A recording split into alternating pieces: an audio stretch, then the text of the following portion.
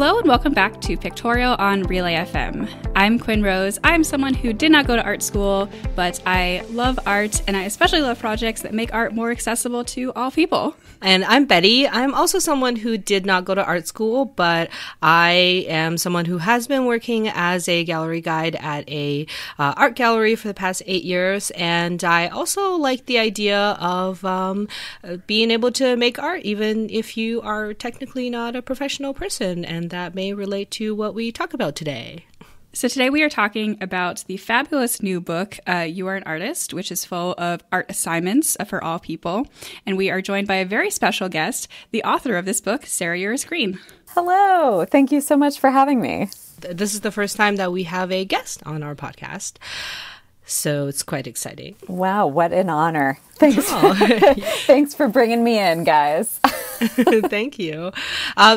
Just kind of a quick introduction on Sarah for any of you who do not know who she is. So Sarah, she's a curator, she's an art educator, and she is probably most well known for being the creator of the Art Assignment YouTube channels. That's a PBS digital studio series that explores art history, as well as formerly a channel that gave art assignments to its viewers to complete. So Sarah, she's also a former curator of contemporary art at the Indianapolis Museum of Art, and we are very excited for her to join us and to talk about her book. Yeah, well, we wanted to start way back at the beginning for anyone who maybe hasn't seen the Art Assignment YouTube channel before. How did this project first start? So the project first started when I was still working as a curator at the Indianapolis Museum of Art, and I just kept having this nagging feeling that I wasn't doing enough to reach the people I wanted to reach, that by the time people got to the actual art museum, a lot of times they just weren't in the right mindset to have a positive experience there. Or I felt like they were the people who were already converted. They bought it before they got in there. So I started to think about ways that I might talk to people about art outside of the gallery more and more. And so I heard that PBS was starting this new digital network and was open to proposals for new web series, educational web series. So I kind of cooked up this idea for the channel, The Art Assignment, which would be me traveling around and asking artists to come up with an assignment that relates to their way of working that would be presented in the form of a video, and then each video would be an open call for other people to respond. So we started the series in 2014. And so over the next 3 years, we released 60 assignments, and we're overjoyed to see that people did respond. And there were thousands of artworks made in response to those original assignments. But the goal of the series is manyfold. The goal is to show people the wide range of ways that art is being made today, number one. Another goal was to relate back to art history, to show the things that people had done in the past that relate to the things that are happening now. And primarily to allow people to try on different ways of working for a while. It's not my thought or the thought of any of the artists who came up with the assignments that you would then, do exactly what this assignment is as your artwork for the rest of time. It's a way to sort of experiment and learn about a new technique or approach or conceptual framework, and then to go about your life and to have understood the way that this artist makes work and to hopefully figure out a way that you want to continue making work. So that's actually a pretty good segue into our next question, because, you had mentioned talking about what people did in history and how it relates to the present. And of course, in the book, as well as in your assignments, you often reference precedents, and even for the book, in your introduction, you had referenced Yoko Ono's 1964 book Grapefruit, which is a precedent for giving art assignments itself.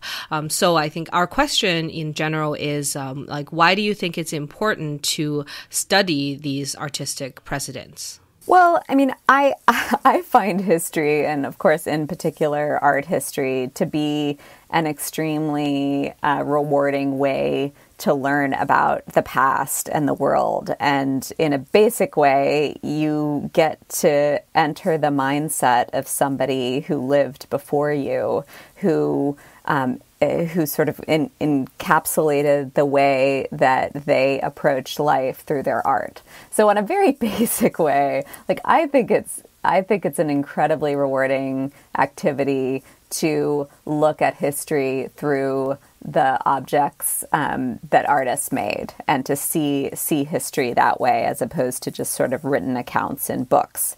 But in a specific sense, in the context of the social internet and seeing this explosion of images everywhere. And, most of the time they're not credited. Nobody's saying oh, this image originally came from that, and then I digitally collaged it into this, and then I joined it with this meme, and all of that history was invisible to a large extent. So I wanted to sort of look at these things that were happening and say, hey, this artist in the 1960s did something similar, or this Renaissance manuscript maker did something analogous at this time. So as a way to kind of contextualize our output today, we tend, I think, often to think about art history as something cold and dead.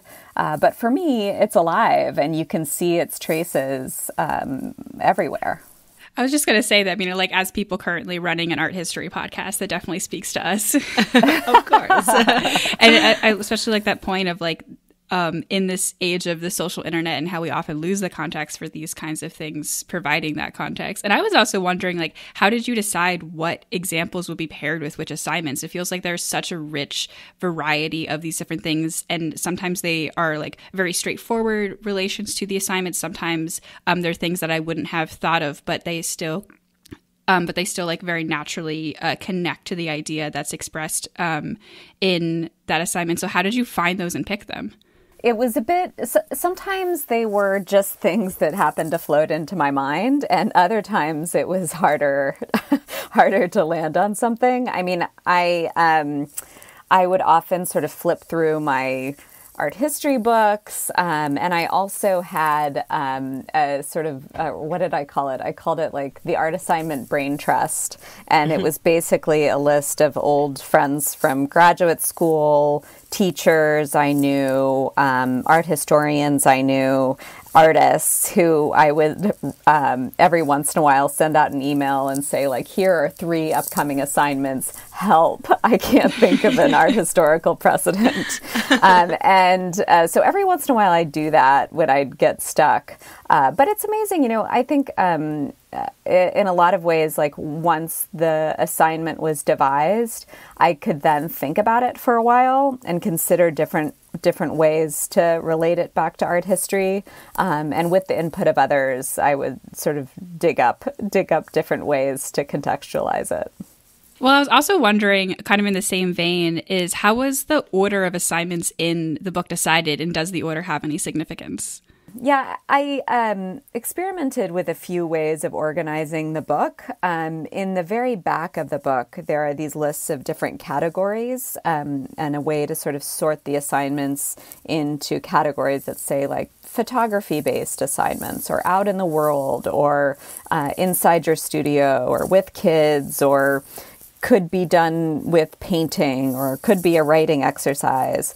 And I thought about ways to structure it that way, because in many senses that's a little more intuitive, but a lot of the assignments overlap. Like something is can be both a writing exercise and a photography exercise, depending on how you execute it. So I just, I actually, printed out the title of each chapter and cut it out onto a little card and sort of arranged them all and sort of created what made sense in my head as a kind of progression. I wanted to make sure that we started with a grounding exercise, and what could be more grounding than making a rubbing. So that's why it starts with surface test. I knew I wanted to end with Lonnie Holly's shadow portrait because it was an artist that I had referenced in the introduction, and then it was one of the newly commissioned assignments, and for me it made sense to bookend that with the introduction to the book. I knew I wanted to have the meet in the middle exercise in the middle, which is kind of silly, but I kind of liked that as a signpost in the middle. And then I just sort of moved them around and put them in an order that I liked. But I'm curious how that structure either makes sense or doesn't for the reader. I was going to say, I really liked how you have at the end of the book, like the categories of each assignments, like out in the world or with a friend. And I think it's especially relevant right now in the quarantine time, because there's certain categories that you cannot do and certain categories that are more easily achievable. So that's actually a brilliant move on your part. And and then I guess in terms of the sequence, I kind of, the way I read this book, because some of the assignments I'm super familiar with and some of them are obviously new. I actually jumped back and forth. Like I read your introduction, but then I kind of went to some assignments and read about them first and then jumped to others. So I feel like it's one of these books where you can just like pick up and open to a random page. Like I think it would be great if you're like, today I want to do an assignment. I'm just going to pick a random one by opening to page like 58 and then I'll do whatever it says on there. So yeah, like I see it as not really like a cover to cover type of book. Yeah, and that's exactly how I intended it to be. Like I would be surprised if anybody like sat down and read it, from beginning to end. If they did, that's great. But like I see it as a book you kind of dip in and out of.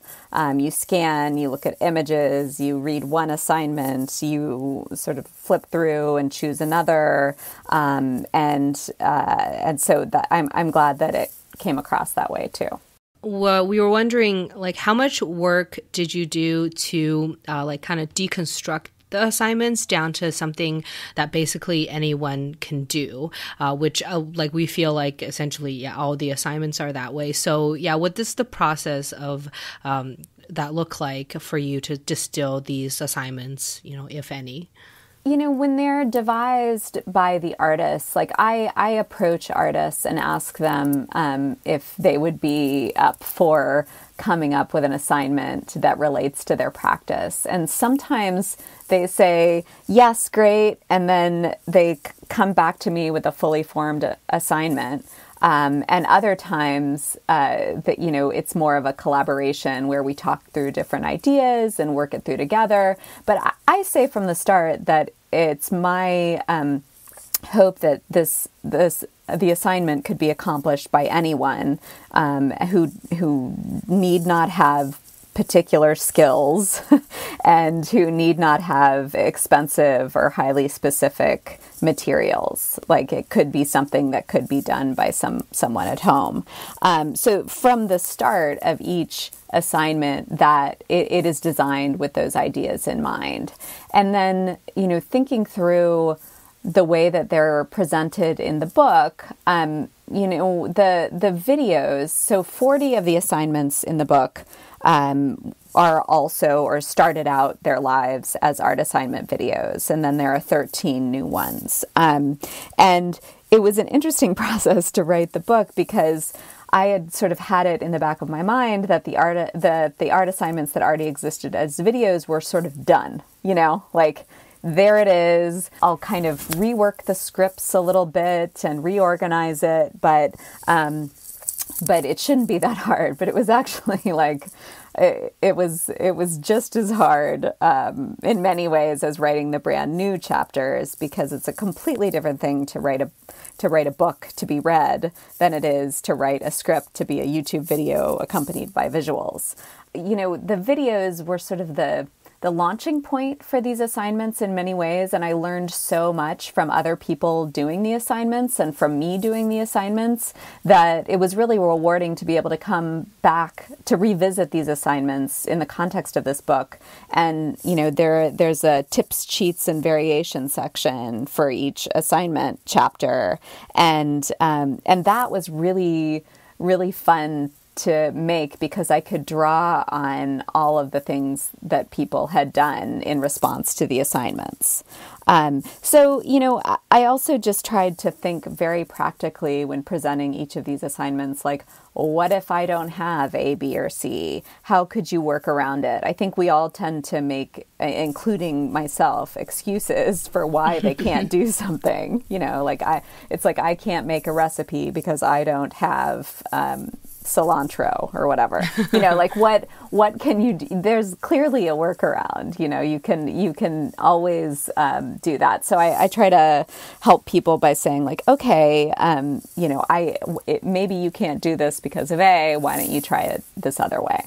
I liked especially, I could tell reading through the book, even though there was a section that you specifically put that's more kid-friendly projects, I felt like almost every project in this book could be very easily done with kids if they had a parent or like older sibling guiding them through it. And I really like noticing that aspect of it as well. Yeah, definitely. I mean, I think people ask me like, oh, who is this book for? Like, what age group? And I'm like, everybody. I mean, it's definitely designed for sort of teen and up in terms of like the way that it's written and the amount of text. But it's definitely, I hope that people do it, not just with their kids, but maybe with their older family members, that this is something that you can talk about together and do as a group activity or a community exercise, whether or not you've been to art school or have experience making things. Yeah. And also speaking of the sort of examples of responses that people have had to art assignments over the years, some of which are included in the book, are there any particularly memorable responses that jump out to you or that that you'll always remember? Yeah, the response, it's actually a very small picture that's in the book to the assignment by David Brooks, Never Seen, Never Will. And the assignment is to articulate something that you've never seen in your life and probably never will. And this person made a drawing of their father, whom they'd never met or seen a photo of, and just created this picture by thinking about what they look like and what their mom looks like, and sort of going from there. And it was something that somebody posted to Tumblr, and I tried really hard to contact that person and couldn't ever locate them. Unfortunately, a lot of the assignment responses to the early assignments were posted and shared on Tumblr. And since Tumblr is no longer the place where a lot of people post things, it can be hard to reach people. But yeah, I mean, there are so many wonderful responses. And originally I had pictured having many more assignment responses in the book.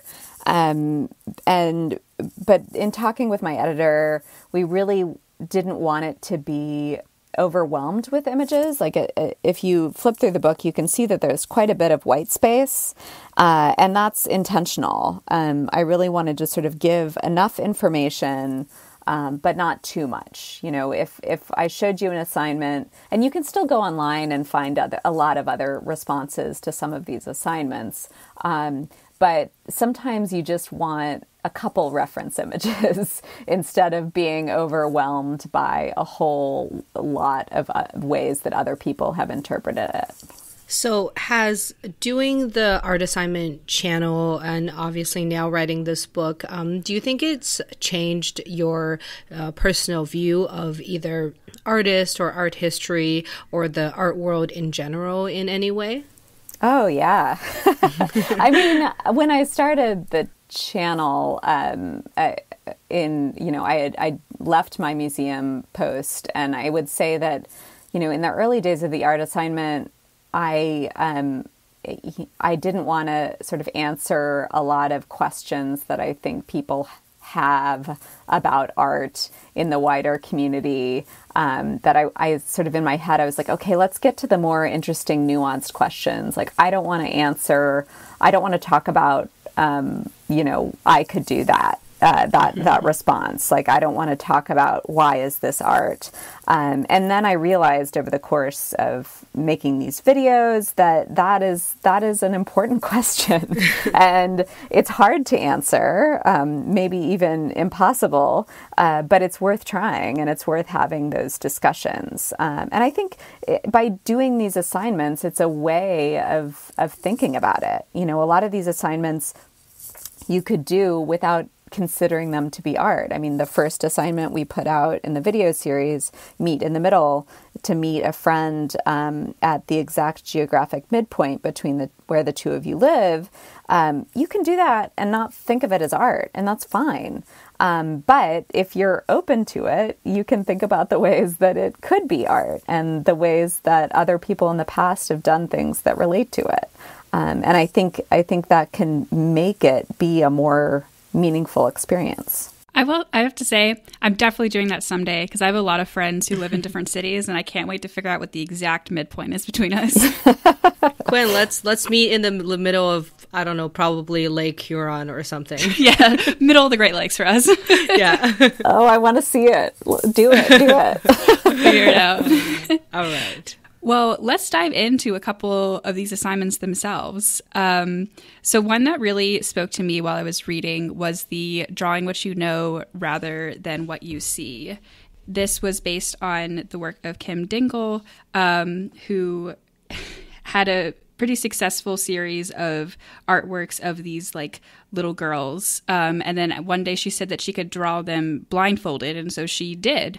And she was like, that seems like a source of inspiration, actually. So she drew them, she painted them blindfolded and ended up with these series of these kind of, sometimes they were somewhat grotesque, sometimes they were really beautiful, like interesting blindfolded drawings of these artworks that she knew really well.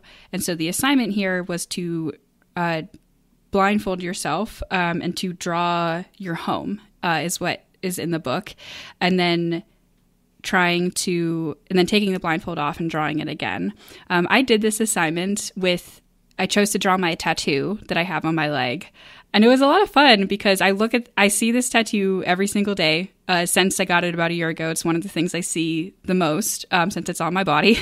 And I still ended up with just like these wildly abstract interpretations of what a flower could be. I love it. It was a lot of fun. What did you choose to draw when you did this assignment?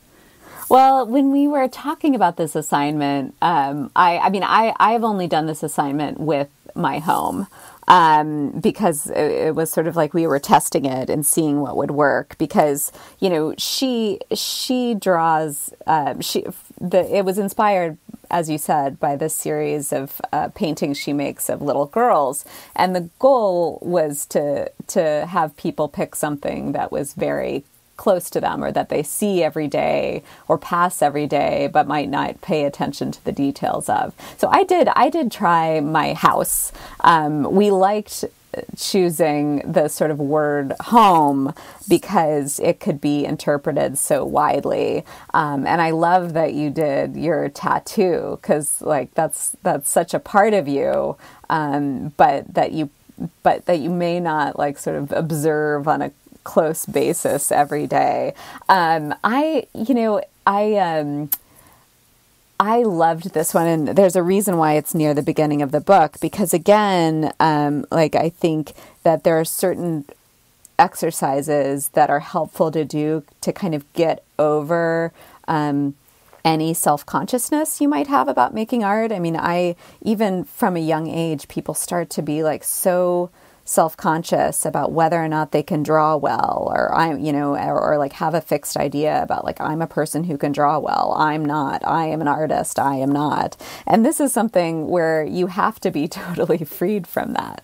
And that you can really just think about like what your mental picture is of a place, or a thing, or a tattoo on your own body, and sort of think about what it is that you're actually trying to represent, instead of like when I think about drawing a house, like maybe I think about it in terms of volumes. Like there is a rectangular shape here, and this juts out here. But when you're thinking about it in your head and trying to put it to paper, it's more dimensional. It's more about space, and it might be more about feeling, or it might be more about perspective. Like, how are you looking at it? From what angle are you looking at it? So it seems like a very sort of simple, straightforward exercise, but for me, it like really opens people up. And I love the last part of it, which is so you make the blindfolded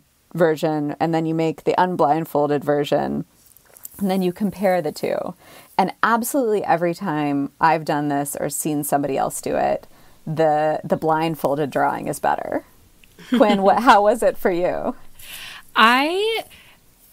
So like the non-blindfolded version was more accurate. Like it was closer to what my tattoo actually looks like, but I liked the blindfolded version better because I did feel like it was more expressive, which is a word that's used in the assignment. I just feel like the stylization that I created accidentally by not being able to see what I was doing actually created just a prettier version of what I look at. Yeah. Oh, I love that. I also find this exercise fascinating because I feel like it's an inversion of what most of the assignments in the book are, which is a lot of the assignments are about observing the world and thinking very deeply about how you're interacting with the world and interpreting the world around you, whereas this one is like literally like keep your eyes shut and try to do something completely from your own brain, which is not very many things in this book. And I was wondering if you could speak more about that idea and why this one is a little different than the rest. Yeah, I think this one really represents the personality of the artist, Kim Dingle. And I, when I was thinking about artists to commission to create the new assignments for the book, she's really someone who I was excited to contact. And, I had set up a time to interview her, and we had agreed on, when exactly it would be. And I had confirmed the time with her. And then I called, and she was in the middle of a Trader Joe's. And I was like, is now still a good time? And she was like, oh yeah, let's do it. Okay. So but I like that attitude. And, I think personally, I tend to be attracted to cerebral art sometimes, or, carefully made art or carefully considered art. And with, in many cases, and especially in this case, I really wanted to bring in the voice of an artist who was more experimental and a little bit more playful and freer. And I think, we underrate the importance of play and experimentation in art on this kind of a level. And I loved including her voice here to fulfill a gap that I sensed was missing. I also really like how you've included these direct quotes from her with this brief interview with Kim Dingle. One of my favorite things in the whole book is you ask, why should someone do this? What's the point? And she says, what's the point of having a new awareness you did not have before? Well, I wanted to include this because every time she answered an email of mine, it was always in all caps. Oh. So, I don't think it in the way that it's designed in the book, it doesn't necessarily translate. But like in my head, I'm reading it like all caps. Oh, I love that. Because I did not realize that because of the formatting. But the idea of her responding all caps, question to a question, really completes a picture of this artist who's created this assignment. Yeah.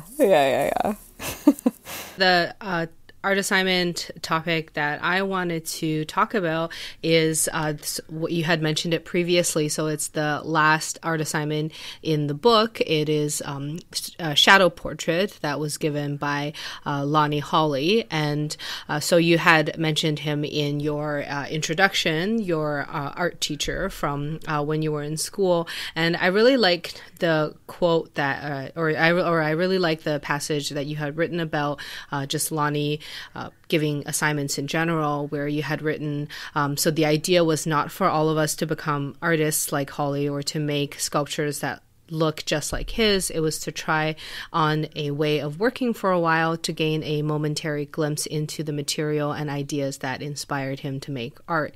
And I really think that, it speaks to what a lot of the assignments are like in the book and what we've spoken about, which is, it's not about like learning how to draw properly. It's not about becoming like a super skilled artist in like technical quality. It really is about just, like understanding a new way of working and maybe understanding someone else and exploring materials and ideas. So the other thing that this assignment reminded me of, like when I was reading through it, I thought about a couple things. So Quinn and I, on a previous podcast, we were talking about museums we like, and I went to the National Portrait Gallery 1 year in London, England, and there was actually a portrait in there. So it's by the artist Tim Noble. It's called Isabella Blow, and it's like a mess of feathers on a stick.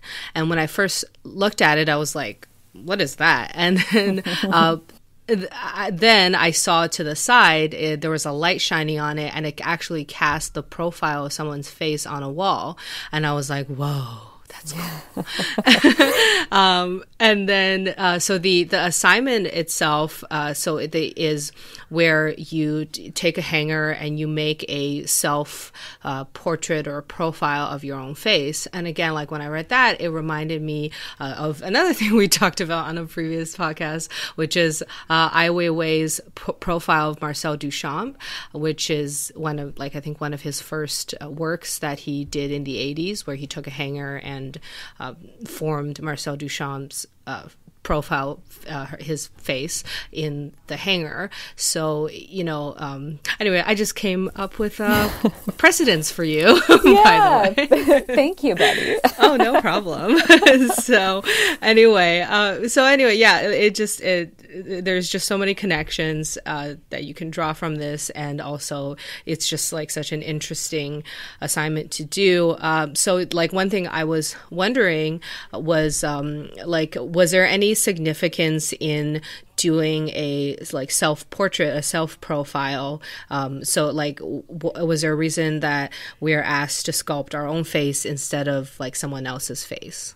Well, I think, when I was talking to Lonnie about this exercise, he proposed this as a self-portrait exercise, but I also think that it's completely open to be interpreted any way you like, because I know when I did this, I was like, okay, I'm going to try to make a self-portrait. And I kind of looked at myself, my profile in the mirror, and I had this wire, and I started bending. And, because I'm not a masterful wire bender, it was it's not easy to control. And to a certain extent, you kind of have to like see where it goes.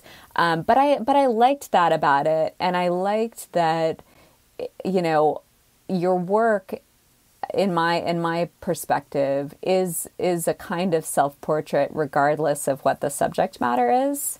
It's a self-portrait in that, you made it and you spent time with this material, and it is a part of you, or it is somehow a reflection of you, regardless of who it depicts or whether it resembles you. So I decided not to hang anything from it, or at least I haven't yet. And it's hanging in my office, and I love that it's there. And I also like that I could add to it, and I like that it's something that I see and I pass, and like not to get too too deep, but like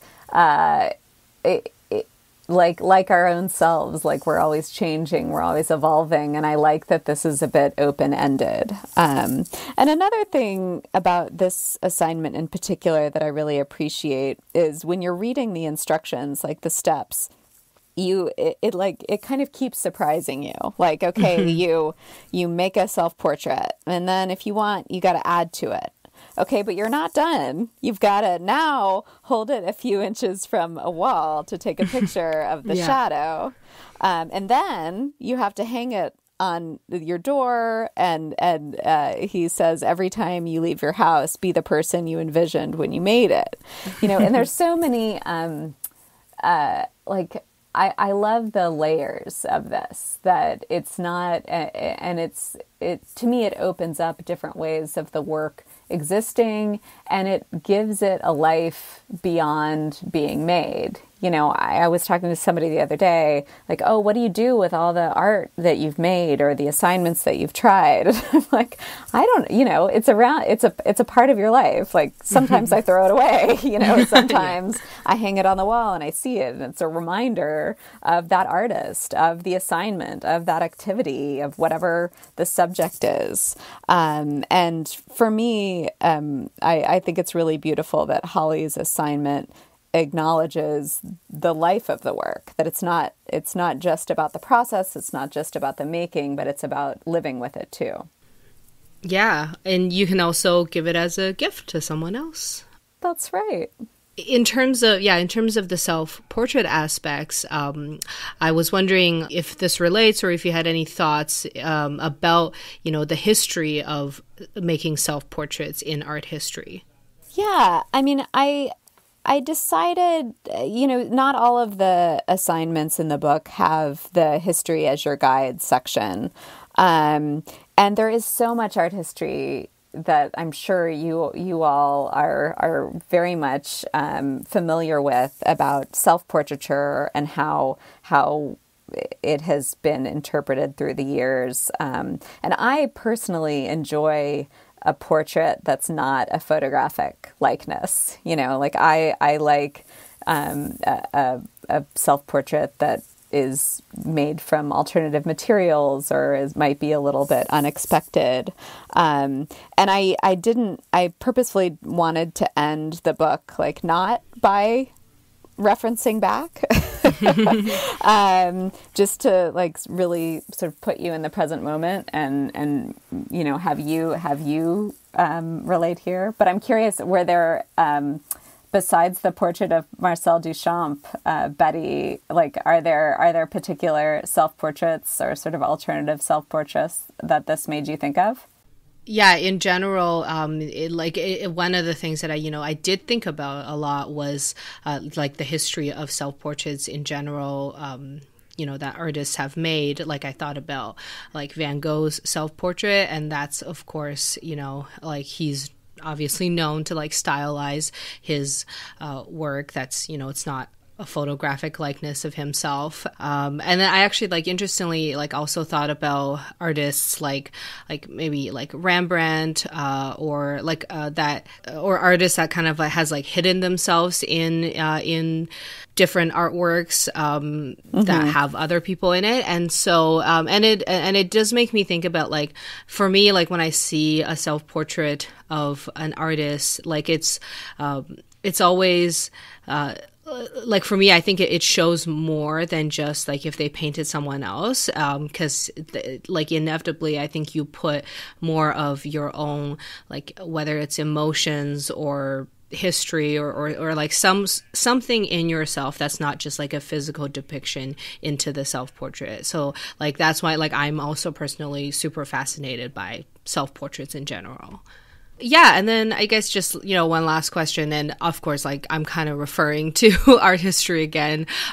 Like, one thing, in the assignment, one instruction in the assignment is to use objects that's, like, around you. Like, don't go out and buy something, especially, don't go out and spend so much money. And of course, I thought about the Ai Weiwei example. So I was wondering, if you can speak about just kind of how the history of like ready-mades and its significance to this particular assignment. I mean, I think that the way that Holly has always made his work is by being a kind of improviser and scavenger, and I think that we tend to forget that art making has always been a kind of scavenging.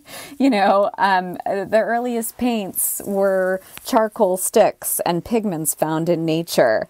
And I think it's like when I think about an art supply store, like I love art supply stores. I could spend all day there. I find them very inspiring. I could sink thousands of dollars into any one visit. But I also think that it's not really where art comes from. Art evolved to be painting on, canvas with stretcher bars and very particular kinds of pigments and application techniques and these weird brushes with, made of hair. And, it's really odd when you think about it. And for me, Lonnie's assignment sort of gets back to what art really is, which is using what you have around you and making interesting, intriguing, thought-provoking, fulfilling, sometimes beautiful objects from what you have around you.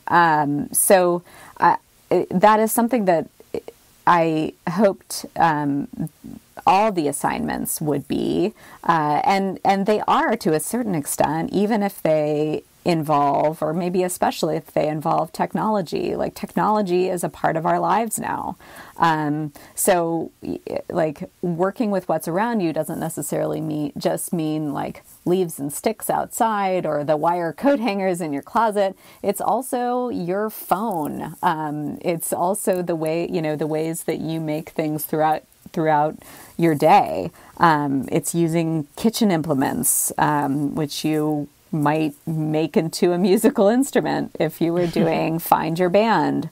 So there is that art history of the ready-made and Duchamp in the early 20th century bringing non-art objects into the gallery. But I would say that the real history is reaching back much, much farther from before art was made into this highly codified phenomenon where you went to school and studied very particular ways of making.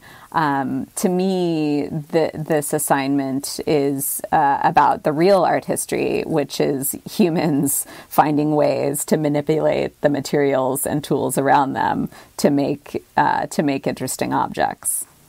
I think that is a perfect place to end for the day. Sarah, thank you so much for coming on and sharing some behind the scenes and about this book and your thoughts on art. And also thank you for all of your work in helping to make art more accessible to all people. Well, thank you guys. This was really a wonderful way to start my day. And I really enjoyed talking with you. Thank you so much. Hope everybody out there has the chance to check out You Are an Artist, a wonderful book. We barely scratched the surface on all of the assignments that are in here, and it's a great all the time. I think it's especially great if you're looking for more activities right now, or if you want more activities to share as you're homeschooling your kids and stuff like that, as well as the accompanying YouTube channel, The Art Assignment. If you want to see more from us, you can read our show notes at relay.fm/pictorial, or follow us on Twitter, Instagram at pictorialpod, where there'll be images of some of the stuff we talked about today. And if you want to follow me on Twitter, Instagram, I'm at AspiringRobotFM. And if you want to follow me on Twitter or Instagram, I'm at ArticulationsV. And I also have a YouTube channel, Articulations. Sarah, where can we find you on the Twitter, social media verse? You can find me by searching The Art Assignment, or you can go to theartassignment.com. And of course, our channel, The Art Assignment, on YouTube. Great. Thank you so much. And thanks for listening, art enthusiasts.